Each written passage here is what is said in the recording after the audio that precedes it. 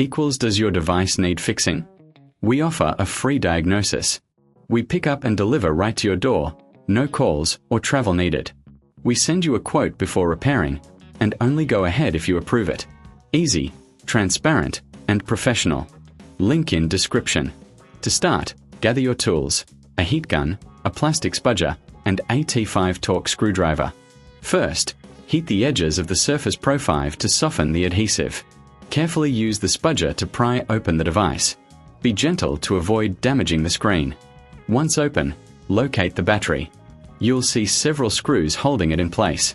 Remove these screws with the T5 screwdriver. Next, disconnect the battery connector from the motherboard. Take out the old battery and clean the internal area with a soft cloth. Inspect for any dust or debris. Now, place the new battery in position. Reconnect the battery connector securely.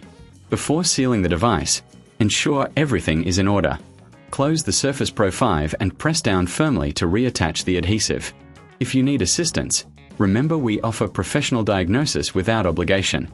Enjoy the convenience of pickup and delivery at your home. No calls, no travel required.